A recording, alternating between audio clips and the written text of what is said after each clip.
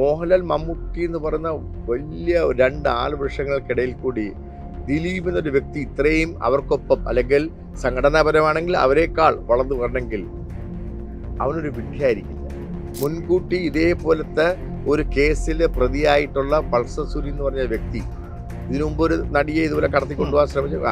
അയാൾക്ക് അതും 150 രൂപയ്ക്ക് 200 രൂപയ്ക്ക് വരെ കിട്ടാവുന്ന ഒരു പ്രതിയാകുന്ന സംശയിച്ചുകൊണ്ടിരിക്കുന്ന ഒരു ആൾക്ക് ഈ 2 കോടി പ്രതിഫലം പറഞ്ഞുകൊണ്ട് പട്ടുണ്ട്. രാജു ഒരു അതിഗംഭീരമായ ഒരു കപ്പിത്താൻ ക്യാപ്റ്റനാണ്, സംവിധായകൻ. ഇന്നും സിനിമ പഠിച്ചുകൊണ്ടിരിക്കുകയും ഇന്നും എനിക്ക് തോന്നുന്നു വേറെ ആരെക്കാളും മലയാള സിനിമയിലല്ല ലോക സിനിമയെ അപ്ഡേറ്റ് ചെയ്യുന്നതാണ്. അതുകൊണ്ട് തന്നെ രാജു ചെയ്യുന്നത് കൊണ്ട്, അതിനകത്ത് വേറെ ആരുമല്ല എന്നത്, രാജു ചെയ്യുന്നത് കൊണ്ട്, രാജു ചെയ്ത ബ്രോ ഡാഡി നല്ല സിനിമ ആണെന്നുള്ള കാഴ്ചപ്പാട് എനിക്കില്ല. പക്ഷെ ഇത് രാജു ചെയ്യുന്നത് ലൂസിഫർ കണ്ടിരുന്നു. ലൂസിഫർ ചെയ്ത രാജു, ആ രാജു എമ്പുരാൻ ചെയ്യുമ്പോൾ രാജു ആയതുകൊണ്ട് എൻ്റെ വെരി ഹൈ എക്സ്പെക്ടേഷൻ. ഈ പൃഥ്വിരാജിനെ ആണെങ്കിലും ചില ആളുകൾ മാറ്റി നിർത്തിയ ഒരു കാലഘട്ടം ഉണ്ടായിരുന്നില്ല. അതുകൊണ്ട് ഒരാൾക്ക് വേണ്ടിയിട്ടല്ല, ഒരു കൂട്ടായ്മയ്ക്ക് വേണ്ടിയിട്ടാണ് ആ തീരുമാനം. അത് തെറ്റാവാം, ശരിയാകാം, അതിലല്ല ഞാൻ അതിൻ്റെ ഇതിലോട്ടൊന്നും ഞാൻ പോകുന്നില്ല. പക്ഷെ നമ്മൾ അതിനോടൊപ്പം നിൽക്കണം. അത് നിൽക്കാതെ വന്നതായിരുന്നു എൻ്റെ ജീവൻ നാടി തന്നെയാണ് എനിക്ക് എൻ്റെ അമ്മ. എൻ്റെ അമ്മ തന്നെയാണ് അമ്മ അസോസിയേഷൻ. അതിനെ പലരും ആൽഫബറ്റ്സ് ഒക്കെ വെച്ച് വിളിക്കാൻ ശ്രമിക്കുന്നവർക്ക് അവർക്ക് അമ്മയുടെ വില അറിഞ്ഞുണ്ട്. ഞാനിപ്പോൾ ജീവിച്ചിരിക്കുന്ന സംഘടന കൊണ്ടാണ്, അവർ തരുന്ന മരുന്ന് കൊണ്ടാണ്. ഞാൻ എങ്ങനെയാണ് പിന്നെ അമ്മയെ മാറ്റി പറയുക? മാറ്റി പറയാൻ പറ്റുമോ? എന്നെ വിശ്വസിച്ച് എൻ്റെ കൂടെ എൻ്റെ ഭാര്യ നിൽക്കുന്നു, എന്നെ വിശ്വസിച്ച് ഈ ലോകത്തേക്ക് ജനിച്ച് എൻ്റെ കുഞ്ഞ് നിൽക്കുന്നു. എനിക്ക് വിശന്നാലും അവര് വിശപ്പറിയുമെന്ന് പറയുന്നിടത്ത് നമ്മൾ എന്ത് ജോലി ചെയ്യും? മനുഷ്യരുടെ ഒരുപാട് അനുഭവങ്ങളുള്ളൊരു വ്യക്തി ആയതുകൊണ്ട് തന്നെ ഞാൻ ചോദിക്കുക, ഈ അമേരിക്കയിലൊക്കെ ഒരു വ്യക്തി എന്നിട്ട് അങ്ങനെ ഈ പാത്രം കഴുകി ജീവിക്കുന്നു?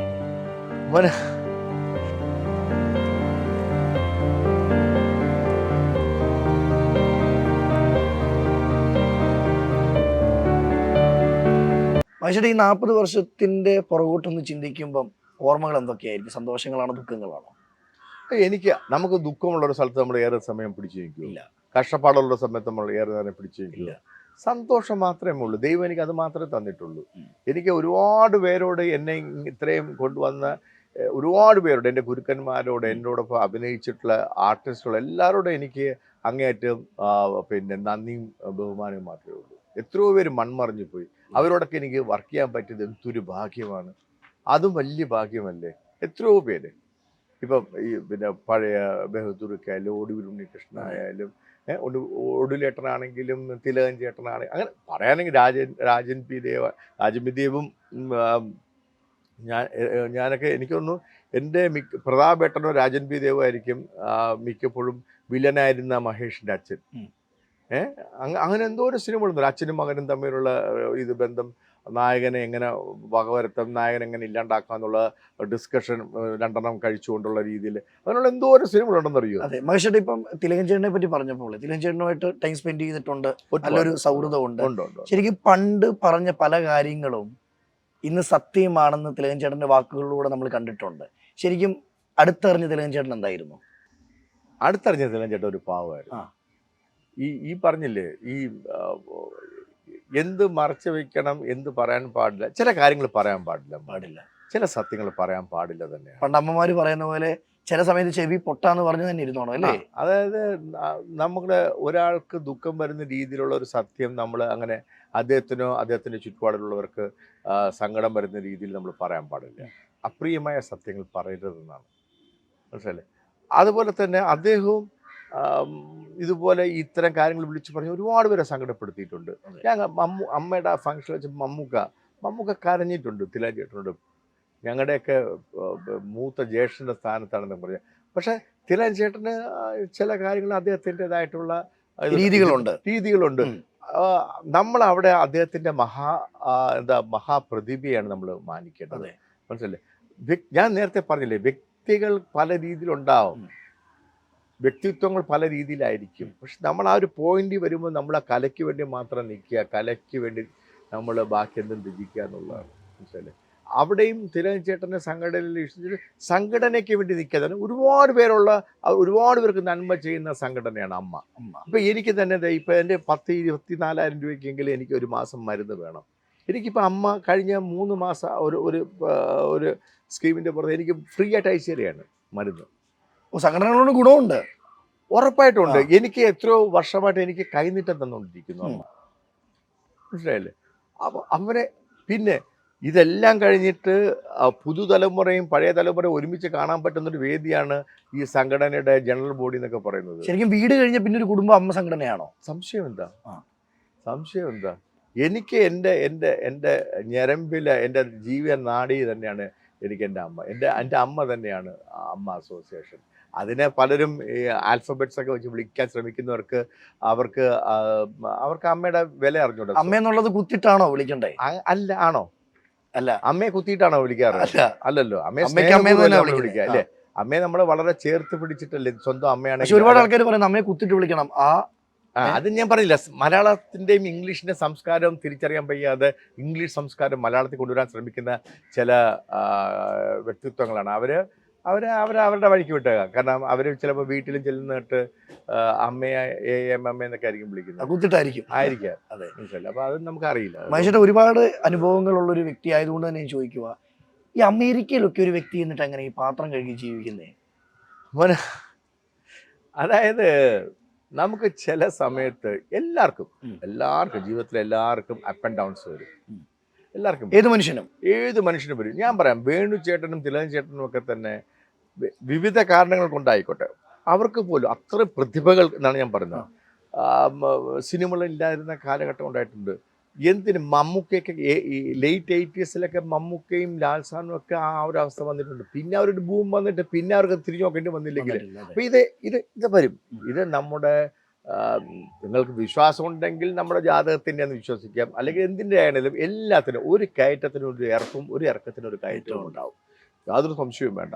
അല്ലെ പിന്നെ നമ്മൾ കടലിൽ ജീവിച്ചിരിക്കും, അവിടെയും തിരമാലകളും ഉണ്ടാവും, ഒരു കയറ്റവും ഇറക്കമൊക്കെ ഉണ്ടാവും, ഇല്ലേ? ഇതുണ്ടാവും. അപ്പം എൻ്റെ ജീവിതത്തിൽ പ്രത്യേകമായൊരു അവസ്ഥ വന്നപ്പം എൻ്റെ മദറിന് അസുഖം വന്നു. ലേറ്റ് 90s കാര്യം ഞാൻ പറയുന്നത്. അമ്മ വന്നു. അത് കഴിഞ്ഞപ്പോഴേക്കും എനിക്ക് അത്യാവശ്യം നിന്ന് തിരിയാൻ പറ്റാത്ത കടങ്ങളും കാര്യങ്ങളുമായി അമ്മ മരിച്ചു. അപ്പം 93 ഡോളറിൻ്റെ ഷൂട്ടിങ്ങിന് പോയ സമയത്ത് എൻ്റെ ഒരുപാട് നല്ല സുഹൃത്തുക്കളെ കിട്ടി. എന്നെ ആ സിനിമ സംവിധാനം ചെയ്ത രാജു ജോസഫ്, നിർമ്മാണം അദ്ദേഹം തന്നെയാണ്. അദ്ദേഹം തൊട്ട് ഒരുപാട് നല്ല സുഹൃത്തുക്കളെ, ജോയി ചെമ്മാച്ചൽ, സ്റ്റാൻലി കുരിശിക്കൽ, അങ്ങനെ ഒരുപാട് നല്ല സുഹൃത്തുക്കളെ എനിക്ക് കിട്ടി. അവരുടെയൊക്കെ അനുഗ്രഹം കൊണ്ട് ഞാൻ ഈ കടങ്ങൾ ഒന്ന് ഓവർകം ചെയ്യണമല്ലോ. മനസ്സിൽ നമ്മുടെ സാമ്പത്തിക അവസ്ഥ വളരെ മോശമാണെങ്കിൽ നമുക്ക് എത്രയും സമാധാനം എന്നൊരു സാധനം ഇല്ലല്ലോ. അപ്പോൾ അവരെ എല്ലാം ഹെൽപ്പ് ചെയ്തിട്ട് ഞാൻ അന്ന് മൂത്തമോള് ജനിച്ചു കഴിഞ്ഞായിരുന്നു, എൻ്റെ കല്യാണം കഴിച്ചിട്ട്. അങ്ങനെ ഞങ്ങൾ അമേരിക്കയിൽ പോയി. അമേരിക്കയിൽ അവിടെ എന്താണെന്ന് വെച്ചാൽ അവിടെ നമുക്ക് എന്ത് ജോലിയും ചെയ്ത് ജീവിക്കാം. എല്ലാ ജോലിക്കും അതിനുള്ള ഡിഗ്നിറ്റി ഉണ്ട്. പക്ഷെ ഇവിടുത്തെ പോലെ നാണംകേട ഒന്നുമില്ല. ഏത് ജോലിക്കും അതിൻ്റെ അടുത്തുള്ള ഡിഗ്നിറ്റി ഉണ്ട്. പക്ഷെ നമുക്ക് അത്യാവശ്യം നമ്മുടെ ഉദ്ദേശം കടം തീർത്തിട്ട് സിനിമയിലോട്ട് വരിക എന്നാണല്ലോ. അപ്പം അതിന് നല്ല ശമ്പളം കിട്ടണമെങ്കിൽ നല്ല രീതിയിൽ അവിടുത്തെ തന്നെ എഡ്യൂക്കേഷൻ ക്വാളിഫിക്കേഷൻ വേണം. അത് കിട്ടണമെങ്കിൽ അവിടെ പഠിക്കണമെങ്കിൽ കാശ് വേണമെങ്കിൽ ജോലി ചെയ്യണം. അപ്പൊ അതിന് ആദ്യകാലത്ത് ചെയ്ത കാര്യങ്ങളാണ് അതൊക്കെ. ഈ റെസ്റ്റോറൻറ്റിലൊക്കെ ജോലി ചെയ്യും, ഉണ്ട്. പിന്നെ സ്നോ കോരാൻ പോയിട്ടുണ്ട്. സ്നോ കോരുക അത്ര എളുപ്പമല്ല കേട്ടോ, മുതുക് കുടിക്കുന്ന സംഭവമാണ്. ഈ വെള്ളമാണ് മഞ്ഞ് പോലെ അല്ല നമ്മൾ നല്ല ഒരു ഇതെടുത്ത് സ്കൂപ്പെടുത്ത് നോക്കണം. ആ ഐസിന്റെ ഭാരം വലിയ ഇതില്ലേ ചമ്മട്ടി ആസാനിച്ച്. അപ്പോൾ അങ്ങനെ ചെയ്തിട്ടുണ്ട്. ബാത്റൂം കഴുകിയിട്ടൊക്കെ ചെയ്തിട്ടുണ്ട്. പക്ഷെ പിന്നെ ഞാൻ ട്രക്കിന്റെ ലൈസൻസ് എടുത്തു. ഈ 18 വീലുള്ള വലിയ ട്രാക്ടർ ട്രെയിലർ എന്ന് പറഞ്ഞ സാധനം ഇല്ലേ, കണ്ടെയ്നറൊക്കെ കൊണ്ടുവന്നു. അതെടുത്തിട്ട് അതിൽ തന്നെ കിടക്കാനും ഉറങ്ങാനും ഒക്കെ സൗകര്യമുണ്ട്. അങ്ങനെ അതിലായി യാത്ര. അങ്ങനെ അമേരിക്കയുടെ എല്ലാ സ്റ്റേറ്റിലും കൂടി വണ്ടി ഓടിച്ച് അങ്ങനെ പൈസ ഉണ്ടാക്കി. പിന്നെ എനിക്ക് കടങ്ങൾ തീർത്തൊന്നും മാത്രമല്ല, അത്യാവശ്യം ഒരു നല്ല ജോലി കിട്ടി. പിന്നെ ആ ജോലി ആ റെക്കർ സർവീസിൽ ബ്രിസ്റ്റോൾ എന്ന് പറഞ്ഞ കമ്പനിയിൽ ഷിക്കാഗോയിൽ. അങ്ങനെ അത്യാവശ്യം നല്ല ശമ്പളവും കാര്യമൊക്കെ. ശനിയാഴ്ച ജോലി ചെയ്താൽ ഇരട്ടി കാശ് കിട്ടും. മണിക്കൂറിനാണ് അവിടെ ഇരട്ടി കാശ് കിട്ടും. ഞായറാഴ്ച വർക്ക് ചെയ്താൽ അതിലും മേലെ കിട്ടും. അങ്ങനെയൊക്കെ ശനിയും ഞായറും അങ്ങനെ 7 ദിവസവും ജോലി ചെയ്തുകൊണ്ട് കടങ്ങളൊക്കെ വീട്ടിൽ തിരിച്ചു വന്നു. ഭയങ്കര വിശ്വാസത്തോടെയാണ്. കാരണം ഇപ്പോൾ മലയാള സിനിമ കൈയിട്ട് നമ്മൾ കൈ നീട്ടി സ്വീകരിക്കും. സ്വീകരിക്കുന്നു പറഞ്ഞ് ഒന്നും ഉണ്ടായില്ല. ഒന്നും ഉണ്ടാകാത്തതിൻ്റെ കാര്യം എന്ന് പറഞ്ഞാൽ ഞാൻ സിനിമയിൽ നിന്ന് അമേരിക്കയിലേക്ക് പോകുമ്പോൾ ഉണ്ടായിരുന്ന സംവിധായകർക്കൊന്നും അധികം പിന്നെ സിനിമകളില്ലാണ്ടായി. അസോസിയേറ്റ്സ് ആയിരുന്നവരൊക്കെ സംവിധായകരായിട്ട് ഏറെക്കുറെ പോയി. പുതിയ പിള്ളേർക്കൊന്നും നമ്മളെ അറിഞ്ഞും കൂടാ. പുതിയ കൺട്രോളർമാരായി. പണ്ടത്തെ 7 Hours മോഹൻ, സിദ്ധു പനക്കൽ എന്നൊക്കെ പറയുന്നതല്ലാത്തൊക്കെ വളരെ ചുരുക്കം പേര് മാത്രം നിന്നോട്ട് ബാക്കി പലർക്കും സിനിമകളില്ലാണ്ടായി. ഷൺമുഖണ്ണനും അവരവരൊക്കെ ഇൻഡസ്ട്രിയിലേ പോയി. അപ്പോൾ ഞാൻ വിചാരിച്ച എൻ്റെ ആഗ്രഹം പോലെ നടന്നില്ല. അപ്പോൾ അത് കയ്യിൽ നിന്ന് പോയൊരു സിറ്റുവേഷൻ ആയിരുന്നു. കയ്യിൽ നിന്ന് പോയൊരു സിറ്റുവേഷൻ ഭയങ്കര. അങ്ങനെ ഞാൻ തിരിച്ച് വീണ്ടും കാനഡയ്ക്ക് പോയി. അന്ന് പക്ഷെ കുടുംബം കൊണ്ടുപോയില്ല, ഒറ്റയ്ക്ക് പോയി. ഒറ്റയ്ക്ക് പോയപ്പോഴത്തേക്കാണ് മനസ്സിലായത് കുടുംബമായിട്ട് ഞാൻ എത്രത്തോളം അറ്റാച്ച്ഡ് ആയിരുന്നു എന്നുള്ളത്. ഞാൻ രോഗിയായി പോയി എന്നുള്ളതാണ് സത്യം. ഒറ്റപ്പെട്ടു പോയി. ഒറ്റപ്പെട്ടു. ഞാൻ ജോലിയൊക്കെ ഉണ്ട്, എല്ലാം ശരിയാണ്. പക്ഷെ കുറേ മലകളോളം മഞ്ഞിൻ്റെ നടുക്ക്. കാരണം ഏതാണ്ട് 7-8 മാസം അവിടെ തണുപ്പാണ്. പിന്നെയുള്ള മാസത്തിൽ വളരെ ചുരുക്കം ദിവസം സൂര്യനേ ഉള്ളൂ. അങ്ങനെയൊക്കെയുള്ള ഒരു സ്ഥലത്തായിരുന്നു. അങ്ങനെ ഞാൻ വല്ലാണ്ട് വിഷമൊക്കെയും BP-യും അങ്ങനെ പല എനിക്ക് ഡയബറ്റിക് ആണെന്നും എല്ലാം ആ ഒരു സമയത്താണ്. കാരണം പ്രോപ്പർ ഫുഡില്ല, കഴിക്കാൻ അങ്ങനെ അധികം പൈസ ഇല്ലാതൊക്കെ ആയിപ്പോയി ആദ്യം. പിന്നീട് ജോലി കിട്ടി വന്നിട്ടൊക്കെയാണ് നേരമാനം ഭക്ഷണം കഴിക്കാൻ പറ്റുക. മറ്റേത് കട്ടൻ കാപ്പി തന്നെ കുടിച്ചുകൊണ്ട് ഒരുപാട്. ഇതെല്ലാം ഈ സിനിമയിൽ നിന്ന് വളരെ നല്ല സജീവമായിട്ട് നിന്നിട്ട് പോയിട്ടാണെന്ന് ഓർത്തത്. അതെല്ലാം കഴിഞ്ഞപ്പോൾ ഞാൻ തിരിച്ചു വന്നു. കാരണം എനിക്ക് ഫാമിലി ഇല്ലാണ്ട് കുടുംബം ഇല്ലാണ്ട് പറ്റണില്ല. അങ്ങനെ വന്നു. അങ്ങനെ ഞാൻ ഒരുപാട് ശ്രമിച്ചു. ആ സമയത്താണ് എൻ്റെ മനസ്സിലൊരു ഒരു കഥയുണ്ടായിരുന്നു. ആ കഥ എങ്ങനെ സിനിമയാക്കണം എന്ന് ആഗ്രഹിച്ചിട്ട് ഞാൻ വേണ്ടി പ്രവർത്തിക്കുകയും അതിനുവേണ്ടി ബാബു ജനാർദ്ദനെ ബന്ധപ്പെടുകയും ചെയ്തു. പക്ഷെ അപ്പം അതിന് എൻ്റെ മനസ്സിലുണ്ടായിരുന്ന കഥയുമായിട്ട് സ്വല്പം സാമീപ്യമുള്ള ഒരു കഥയാണ് ചെയ്യാൻ പോകുന്നത്. അതുകൊണ്ട് നമുക്ക് വേറൊരു കഥ ചെയ്യാമെന്ന് പറഞ്ഞ് പൃഥ്വിരാജാണ് എന്നോട് ഇങ്ങോട്ട് ബാബു ജനാർദ്ദൻ്റെ വേറൊരു കഥ സജസ്റ്റ് ചെയ്യുന്നു. ഊമക്കത്ത് എന്ന് പറയുന്ന കഥ. അങ്ങനെ അത് ചെയ്യാമെന്ന് പറഞ്ഞ് സമ്മതിച്ചുകൊണ്ട് അതിനൊരു നിർമ്മാതാവ് വരുന്നു. അങ്ങനെ സജി നന്ദിയാട്ടം നിർമ്മിക്കുകയും കലണ്ടർ എന്ന് പറഞ്ഞ പടം ഡയറക്റ്റ് ചെയ്യുകയും. അത് 2008 തുടങ്ങി 2009 അതിൻ്റെ ഇത്. അപ്പോൾ ആ കലണ്ടർ ചെയ്ത് കഴിഞ്ഞ് അപ്പോഴേക്കും എനിക്ക് അടുത്തൊരു ചിത്രമെല്ലാം ഏറെക്കുറെ ശരിയായി വന്നു. ഷൂട്ടിംഗ് തുടങ്ങുന്നതിനൊക്കെ അഡ്വാൻസ് എല്ലാം കൊടുത്തു. ഒരു ആർട്ടിസ്റ്റിന് നിർമ്മാതാവ് വന്നു, അരുൺ ഘോഷായിരുന്നു അതിൻ്റെ പിന്നെ നിർമ്മിക്കാൻ വേണ്ടിയിരുന്നത് ചാന്ദി പ്രൊഡക്ഷൻസിൻ്റെ ഇതിൽ. പക്ഷേ ലാസ്റ്റ് മൂമെൻറ്റ് ആ മെയിൻ ആർട്ടിസ്റ്റ് പിന്മാറി. കാരണം വളരെ സക്സസ്ഫുൾ ആയിട്ടുള്ള ഒരു ഡയറക്ടറുടെ ഈ അടുത്ത കാലത്ത് അന്തരിച്ച ഒരു വളരെ സക്സസ്ഫുൾ ആയിട്ടുള്ള ഡയറക്ടറുടെ സിനിമ അദ്ദേഹത്തിന് വന്നപ്പോൾ അദ്ദേഹം സ്വഭാവമായിട്ട് ചിന്തിച്ച് കാണും. കാരണം അദ്ദേഹത്തിനും ചെറിയൊരു സിനിമയിൽ ഒരു ഇൻഡസ്ട്രിയിൽ ഒരു ചെറിയ മന്ദിപ്പുണ്ടായിരുന്ന സമയമായിരുന്നു. അപ്പോൾ ആ സിനിമ ചെയ്ത് കഴിഞ്ഞാൽ തീർച്ചയായിട്ടും. പക്ഷെ ആ സിനിമയ്ക്ക് എൻ്റെ കഥയുമായിട്ടും സാമ്യമുണ്ടായി. ഓക്കെ. പക്ഷേ എൻ്റെ കഥയാണ് ആദ്യം കമ്മിറ്റ് ചെയ്തെങ്കിലും അത് ചെയ്തിട്ട് എന്നോട് വേറൊരു കഥ എന്ന് പറഞ്ഞു വന്നു. അപ്പോഴേ നിർമ്മാതാവ് പിന്നെ പിന്മാറി. അങ്ങനെയാണ് ഞാൻ പിന്നെ തമിഴ് സിനിമ ചെയ്യാൻ പോകുന്നത്. അങ്ങനെയാണ് പിന്നെ ഞാൻ തമിഴ് സിനിമകൾ ചെയ്തത്. 3 തമിഴ് സിനിമ. ചെയ്യാത്ത എന്തെങ്കിലും ജോലിയുണ്ടോ? ഞാനോ? ഒരുപാട് ജോലി. ഇപ്പോൾ ഡോക്ടറുടെ പണി ഞാൻ ചെയ്തിട്ടില്ല, എഞ്ചിനീയറുടെ പണി ഞാൻ ചെയ്തിട്ടില്ലല്ലോ. ചെയ്യാത്ത ഒരുപാട് പണികളുണ്ട്. പക്ഷേ ഈ ഇൻഡസ്ട്രിയിൽ വന്നിട്ട് എനിക്കാകാവുന്ന എന്ത് പണി ഞാൻ ചെയ്തിട്ടുണ്ട്. ഇൻഡസ്ട്രിയിൽ മാത്രമല്ല, ഈ അമേരിക്കയിൽ പോയപ്പോഴും ഞാൻ വിശപ്പെന്ന് പറയുന്നതാണ് ഏറ്റവും വലിയ ലോകത്തിലെ പ്രശ്നം. വിശപ്പ്. അഭിമാനവും ഈ വെയിൽ കൊള്ളാതിരിക്കുക, മഴ കൊള്ളാതിരിക്കുക, ദാറ്റ്സ് ഓൾ പിന്നെയുള്ള കാര്യങ്ങളാണ്.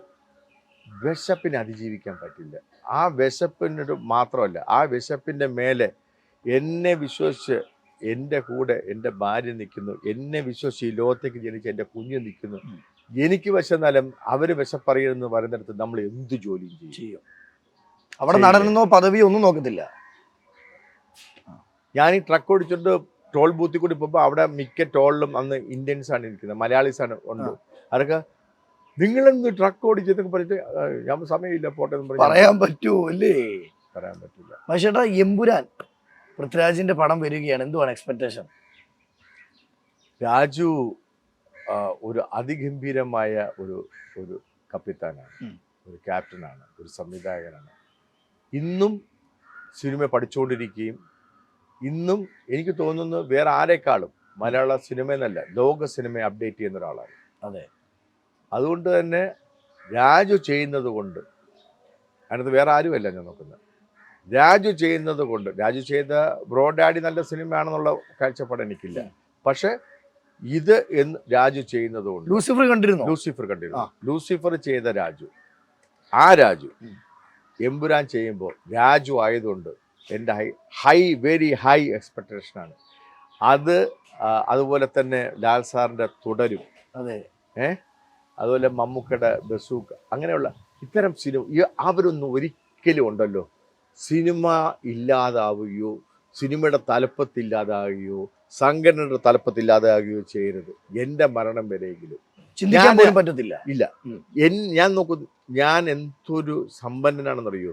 കാരണം എന്നറിയോ, ദാസേട്ടൻ്റെ കാലഘട്ടത്തിൽ ജീവിക്കാൻ പറ്റി, സച്ചിൻ തെണ്ടുൽക്കറിൻ്റെ കാലത്ത് ജീവിക്കാൻ പറ്റി, MS ധോണിയുടെ കാലഘട്ടത്തിൽ ജീവിക്കാൻ പറ്റി, SP ബാലസുബ്രഹ്മണ്യത്തിൻ്റെ കാലത്ത് ജീവിക്കാൻ പറ്റി, Mammootty, Mohanlal, Amitabh Bachchan, you name it, ഇവരുടെയൊക്കെ കാലഘട്ടത്തിൽ ജീവിക്കാൻ പറ്റി. അമിതാഭ് ബച്ചനും മമ്മൂട്ടിയും രജനീകാന്തും കമലഹാസനുമുള്ള ഈ ഫിലിം ഇൻഡസ്ട്രിയിൽ വരാൻ പറ്റി. ഞാൻ ഇതിക്കുള്ള എനിക്ക് എന്ത് സമ്പന്നതയാണ് വേണ്ടത്? കിട്ടാത്തതല്ലേ? തീർച്ചയായിട്ടും സാമ്പത്തികം ഒരുപക്ഷെ ഒന്നും ഉണ്ടാവുന്നിരിക്കില്ല, ബാക്കി പത്രം ചുരുക്കമായിരിക്കും, ഒന്നുമില്ലായിരിക്കും. പക്ഷേ ഞാൻ മരിച്ചാൽ ഞാൻ ചമഞ്ഞേ കിടക്കുള്ളൂ, ചത്ത് കിടന്നാലും ചമഞ്ഞ് കിടക്കണമെന്ന് പറയില്ലേ? അഹങ്കാരത്തോടെ ഈ ഇൻഡസ്ട്രിയിൽ ഇത്രയും നാൾ നിൽക്കാൻ പറ്റിയ അഹങ്കാരത്തോടുകൂടി ഞാൻ മരിച്ചു കിടക്കുള്ളൂ. അത് മനുഷ്യരുടെ 40 വർഷം എന്ന് പറയുമ്പോൾ ചെറിയ വർഷങ്ങളല്ല. അല്ല, എന്നെക്കാളും എത്രയോ വർഷങ്ങൾ ഇൻഡസ്ട്രിയിൽ എത്രയോ മഹാരഥന്മാരുണ്ട്. മനുഷ്യരുടെ ഇപ്പം പൃഥ്വിരാജിന്റെ കാര്യത്തിലോട്ട് അല്ലെ മനുഷ്യരുടെ ഏറ്റവും പ്രിയപ്പെട്ട രാജുവിലോട്ട് തന്നെ വരുന്ന സമയത്ത് ഈ പൃഥ്വിരാജിനെ ആണെങ്കിലും ചില ആളുകൾ മാറ്റി നിർത്തിയ ഒരു കാലഘട്ടം ഉണ്ടായിരുന്നില്ല. അതുണ്ട്. ഞാൻ ഈ ഫീൽഡിലുള്ളതാണോ? അല്ല അല്ല അല്ല അത് എന്താ കാര്യം എന്നറിയോ?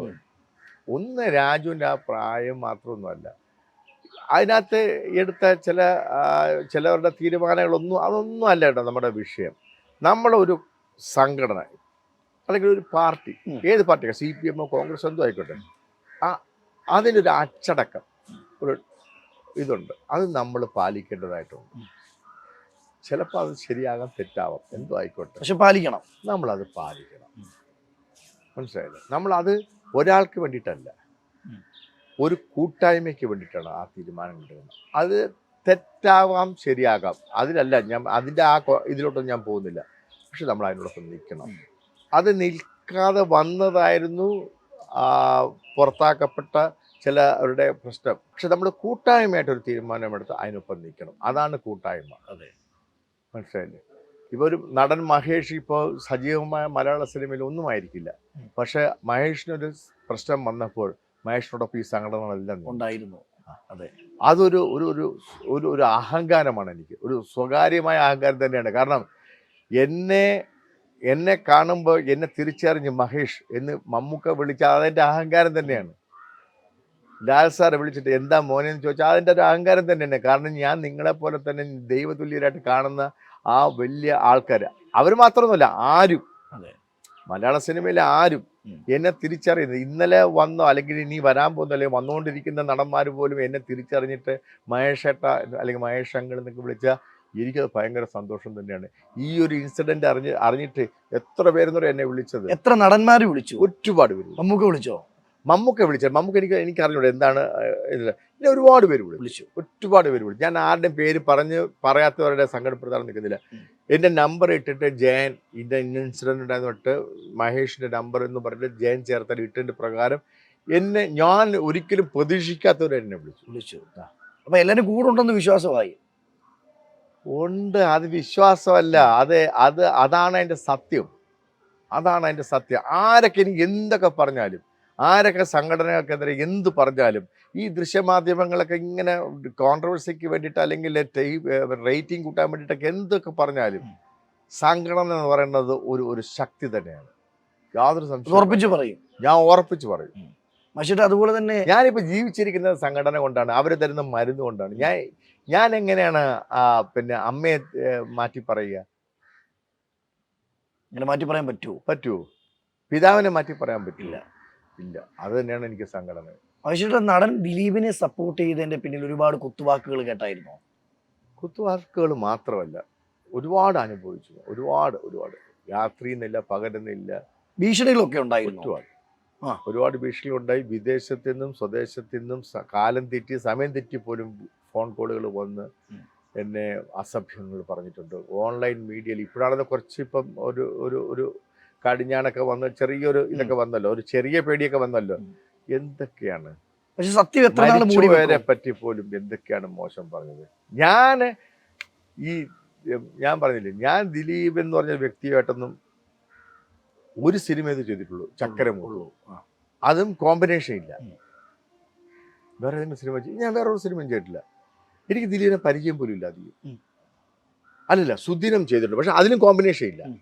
സുദിനം എന്ന് പറഞ്ഞിട്ടൊരു സിനിമയുണ്ട്, കോമ്പിനേഷൻ ഇല്ല. എനിക്ക് ഈ മനുഷ്യനെ വ്യക്തിപരമായിട്ട് എനിക്ക് അറിയ പോലും ഇല്ല. നടൻ എന്നുള്ള രീതിയിൽ അറിയാം.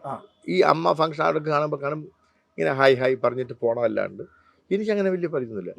ഞാൻ ഇത്ര ചിന്തിച്ചോളൂ, ഒരു കോമൺ മനുഷ്യൻ ചിന്തിക്കുന്ന കാര്യമേ ഞാൻ ചിന്തിച്ചോളൂ. അതായത് ഇത്രയും മോഹൻലാൽ മമ്മൂട്ടി എന്ന് പറയുന്ന വലിയ രണ്ട് ആൾവൃക്ഷങ്ങൾക്കിടയിൽ കൂടി ദിലീപ് എന്നൊരു വ്യക്തി ഇത്രയും അവർക്കൊപ്പം, അല്ലെങ്കിൽ സംഘടനാപരമാണെങ്കിൽ അവരെക്കാൾ വളർന്നു വരണമെങ്കിൽ അവനൊരു വിഡ്ഢിയായിരിക്കില്ല.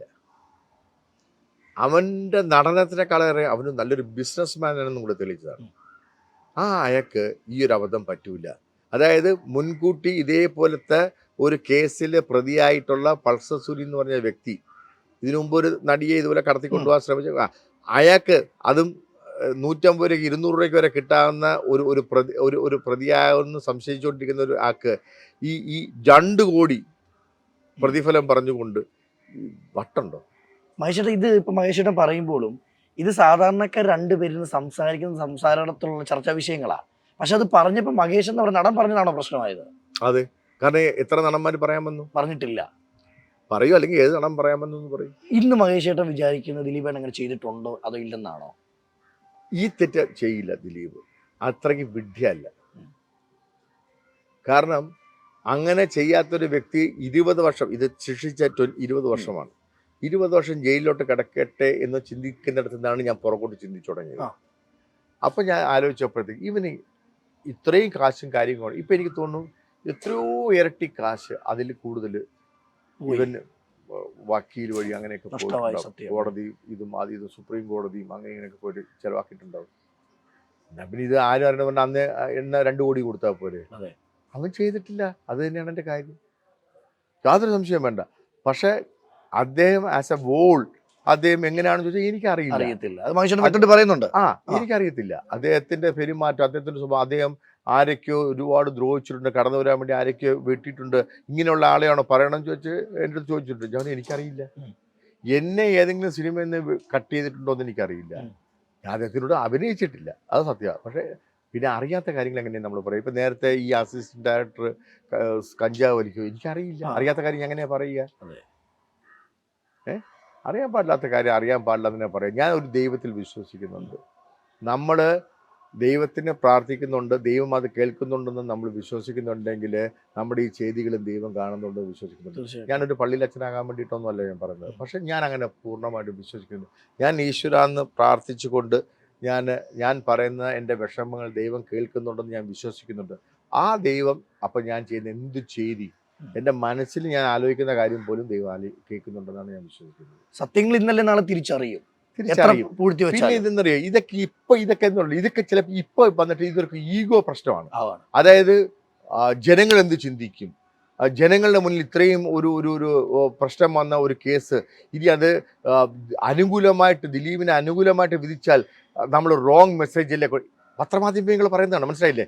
റോങ് മെസ്സേജ് അല്ലേ കൊടുക്കുക. അപ്പോൾ കോടതി അങ്ങനെയൊക്കെ ഉണ്ടോ എന്ന് ചിന്തിക്കുന്നല്ല ഞാൻ പറഞ്ഞത്. ബഹുമാനപ്പെട്ട കോടതി എന്നും ഒരു പരിധി വരെ അല്ല, ഒരു 95% വരെയും അവർക്ക് തെറ്റ് പറ്റിയിട്ടില്ല. പിന്നെ തെറ്റുകൾ അറിഞ്ഞപ്പോൾ അത് തിരുത്തിയിട്ടുമുണ്ട്. പക്ഷെ ഞാൻ പറയുന്നത് അങ്ങനെയൊക്കെ ഇപ്പം ജനങ്ങളെ പേടിക്കണം, സോഷ്യൽ മീഡിയ പേടിക്കണം, ദൃശ്യമാധ്യമങ്ങളെ പേടിക്കണം, പോലീസുകാരാണെങ്കിലും പിന്നെ ഈ നിയമ ഇത് കൈകാര്യം ചെയ്യുന്നവരാണെങ്കിൽ ആ ഒരു അവസ്ഥയിലോട്ട് വന്നു. ഒരു ക്യാമറ മുന്നിൽ വന്നാൽ തന്നെ പേടിയാ. പേടിക്കെന്ന് പറഞ്ഞു കഴിഞ്ഞാൽ എന്താണ് ചോദിക്കുന്നത്? നമ്മൾ പറയുന്ന കാര്യം പോലും ഇങ്ങനെ കണ്ടുകൊണ്ടിരിക്കുമ്പോൾ നമ്മുടെ ലിപ്പിൽ കണ്ടുകൊണ്ടിരിക്കുന്ന കാര്യം പോലും മാറ്റുകയല്ലേ. ആ സുരേഷ് ഗോപി ചേട്ടനെ പറ്റി എന്തൊക്കെ പറഞ്ഞു ഒപ്പിച്ചു അദ്ദേഹത്തിൻ്റെ. എന്നിട്ടിപ്പോൾ എന്തിയാ ആ ലേഡി, അവരെന്തിയാ ഇപ്പോൾ കാണാനില്ല. എന്തായി, കേസ് എന്തായി അറിയില്ല. മകളുടെ പ്രായം പോലും ഇല്ലല്ലോ. അല്ലെങ്കിൽ തന്നെ അദ്ദേഹത്തിന്റെ രാധിക ചേച്ചി കത്തിച്ച നിലവിളക്ക് പോലത്തെ ഒരു ചേച്ചി ഇരിക്കുമ്പോഴത്തേക്ക് അദ്ദേഹം വേറൊരു ചിന്ത, അത്രയ്ക്ക് ചീപ്പാണോ? അതേ ഒരു കുടുംബം എത്ര മക്കളുമായിട്ട് ആ മക്കളുടെയൊക്കെ മുന്നിൽ ഈ അച്ഛൻ ഇങ്ങനെ പരിഹാസനാക്കിയിട്ട് എന്ത് നേടാനാണ്? രാഷ്ട്രീയമാണെങ്കിൽ നിങ്ങൾ രാഷ്ട്രീയം ആണത്വപരമായിട്ട് കളിക്കുന്നു. അത് പറ്റത്തില്ലല്ലോ. അത് പറ്റില്ലെങ്കിൽ ഇതാണോ എൻ്റെ രീതി? നാണമില്ലേ? പക്ഷേ പണ്ട് മുതൽക്കേ ഇങ്ങനെ എല്ലാം തുറന്നടിച്ച് പറയുന്ന വ്യക്തിയാണോ? അതെ. അപ്പം കുറെ ആൾക്കാർ ശത്രുക്കളില്ല ഉണ്ടായിരിക്കുമല്ലോ. ശത്രുക്കളാണ് കൂടുതൽ. അതല്ലേ പല വർക്കൊക്കെ കുറവ്. ഗതിയാകും. പറയാനുള്ളത് പറയണം മോനെ. നമുക്ക് ഒരു പിതാമഹനും ഒരു അമ്മയും ഉള്ളൂ. നമ്മൾ പറയാനുള്ളത് പറയണം. നമ്മുടെ ദൈവത്തിന് നിരക്കുന്ന രീതിയിലുള്ള കാര്യങ്ങൾ ആരെയും ഹർട്ട് ചെയ്യാതെ പറയാൻ പറ്റുമെങ്കിൽ പറയണം. മനസ്സിലായി? ഇതിനകത്ത് ഇപ്പൊ കൊല്ലേണ്ടവർക്കല്ലേ കൊള്ളുള്ളൂ, അല്ലാണ്ട് വേറെ ആർക്കും കാര്യമില്ലല്ലോ. അല്ലേ? പറയണം. അതിനെന്താ കുഴപ്പം? നമ്മൾ ജോലി ചെയ്യുമ്പോൾ ആരും കുറ്റം പറയാത്ത രീതിയിൽ സിൻസിയറായിട്ട് ജോലി ചെയ്യാൻ ശ്രമിക്കണം. നമ്മൾ പക്ഷേ വലിയ ഇപ്പം തിലകൻ ചേട്ടനെ പോലും അഭിനയിക്കാൻ പറ്റില്ലായിരിക്കും. നമ്മളാൽ പറ്റുന്ന രീതിയിൽ നമ്മൾ ചെയ്യുക. ഇത്രയൊക്കെ പ്രശ്നങ്ങളുണ്ടെങ്കിൽ ഇപ്പോഴും ഷമ്മി തിലകൻ എൻ്റെ വളരെ അടുത്ത സുഹൃത്താണ്. സംഘടനയിൽ നിന്ന് പുറത്താക്കി എന്നൊക്കെ പറഞ്ഞാൽ അവന് ഞങ്ങളുടെ വർഷങ്ങളായിട്ടുള്ള ആത്മാർത്ഥ സുഹൃത്തുക്കളാണ്. ഇപ്പോഴും ആ സുഹൃത്ത് ബന്ധമുണ്ട്. എന്നെ ഈ ഇൻസിഡന്റ് അറിഞ്ഞപ്പോൾ എന്നെ ആദ്യം വിളിച്ചവരിൽ ഒരാൾ ഷമ്മി തിലകനാണ്. എന്ത് പറ്റി അളിയ? എന്നെ അളിയാന്ന് വിളിച്ചാണ്. അത്രമേൽ ബന്ധമുണ്ട്. സംഘടനാപരമായിട്ട് വന്നപ്പം അദ്ദേഹം ഒരു ചേരിയിൽ, ഞാൻ വേറെ ചേരിയിലായി. ഞാനെന്നല്ല, സംഘടന ഒരു ചേരിയിലായി, അദ്ദേഹം വേറെ ചേരിയിലായി. പക്ഷെ അത് വേറെ, അത് വെച്ചുകൊണ്ട് നമ്മൾ ബന്ധങ്ങൾ മാറ്റേണ്ട കാര്യമില്ല. ഇപ്പം അങ്ങനെയാണെങ്കിൽ ആക്ടർ ഹരീഷ് പേരാടി പിന്നെ അമ്മയിൽ നിന്ന് ഇതുപോലെ രാജിവെച്ചിട്ട് പോയിട്ടും ലാൽ സാറിൻ്റെ പടം, അമ്മയുടെ സംഘടനയുടെ തലപ്പത്തിൽ ലാൽ സാറിന്റെ പടത്തെ അഭിനയിച്ചില്ലേ? അങ്ങനെ ലാൽ സാറിന് വിചാരിച്ചോട്ടെ ഇവൻ വേണ്ട, ഇവൻ സംഘടനയിൽ നിന്ന് പോയവനാണ്, സംഘടനയ്ക്കെതിരെ പറഞ്ഞവനാണെന്ന്? ലാൽ സാർ അങ്ങനെ വിചാരിച്ചില്ലല്ലോ. അതെ അല്ലേ? ജോസ് പല്ലിശ്ശേരിയുടെ പടത്തിൽ അദ്ദേഹം നല്ല വേഷമാണ് ചെയ്തത്. അതുപോലെ എന്തോന്ന് പുലിയുടെ സിനിമ പുലിമുരുകൻ, അതൊക്കെ നല്ല വേഷമല്ല അദ്ദേഹം ചെയ്തത്. ഞാൻ പറയുന്നത് സംഘടന ഇസ് എ ഡിഫറെന്റ് തിങ്. ഒരാളുടെ അന്നത്തിൽ ഇവരാരും പാറ്റയിടില്ല. ഒരാൾ വളരാനേ ആഗ്രഹിക്കുന്നുള്ളൂ, അത്രേ ഉള്ളൂ. പക്ഷേ പുതിയ വർക്കുകൾ എന്തൊക്കെയാ? ഞാനിപ്പോൾ ചെയ്യാൻ പോകുന്ന ഒരു തമിഴ് പടമാണ്. എനിക്കതിനെ പറ്റി വെളിയിൽ ആരോടും പറയണമെന്ന് പറഞ്ഞുകൊണ്ട് ഞാൻ പറയുന്നില്ല. പക്ഷെ അത് 3 ഷൂട്ടിങ് തുടങ്ങുകയാണ്. അതൊരു വലിയ ഒരു പ്രോജക്റ്റാണ്. എൻ്റെ എത്രയോ നാളത്തെ ആഗ്രഹത്തിൻ്റെ അവസാനം എനിക്കത് അതിനകത്തൊന്ന് വേഷം വന്നിരിക്കുകയാണ്. വലിയൊരു കഥാപാത്രമായിട്ട് നമുക്ക് കാണാൻ പറ്റും അല്ലേ? അത്യാവശ്യം മോശമല്ലാത്തൊരു നെഗറ്റീവ് ക്യാരക്ടറാണ്. ഒരു എസ്റ്റേറ്റിൻ്റെ ഓണറാണ്. ഒരു പാർട്ടി ബേസ് പൊളിറ്റിക്കൽ ഇതാണ്. ചിത്രീകരണമൊക്കെ തുടങ്ങിയോ? ഇല്ല, തുടങ്ങാൻ പോകും. അതിനെല്ലാവിധ ആശംസകളും നേരുന്നു. പക്ഷേ അപ്പം ഇറങ്ങാൻ പോകുന്ന വർക്കുകളിലെല്ലാം വലിയ വിജയം ഉണ്ടാവട്ടെ. ഒരുപാട് നല്ല നല്ല കഥാപാത്രങ്ങൾ ഇനിയും കിട്ടട്ടെ. അപ്പം ഈ തുറന്നു പറച്ചിൽ തന്നെ ഇനി മുന്നോട്ടുള്ള ജീവിതത്തിലും പറയാൻ സാധിക്കട്ടെ. മോനെ എത്ര വർഷം ഉണ്ടാവും എന്നുള്ളതല്ല, ഉള്ള വർഷം ഇതിലൊക്കെ നിന്നുകൊണ്ട് ഞാൻ നേരത്തെ പറഞ്ഞ പോലെ ഈ ഇന്റർവ്യൂവിൽ, ഏതെങ്കിലും ഒരു ഇന്റർവ്യൂവിലായാലും മതി, ക്യാമറയുടെ മുന്നിൽ മരിക്കാൻ പറ്റണമെന്നാണ് എൻ്റെ പ്രാർത്ഥന. അത് മതി. ഇത്രയും നാൾ സ്നേഹിച്ച പ്രേക്ഷകരോട് മനുഷ്യൻ എന്തോ പറയാനുള്ളത് ഈ നിമിഷം? എന്നെ ഇത്രയും വളർത്തി അവരോട് ഞാൻ എന്താണ് പ്രത്യേകിച്ച് പറയാനുള്ളത്? നന്ദി, നന്ദി, നന്ദി, അത്രേ ഉള്ളൂ. അപ്പം മുന്നോട്ടുള്ള ജീവിതത്തിലും എല്ലാവിധ ആശംസകളും നേർന്നുകൊണ്ട് thank you. God bless you.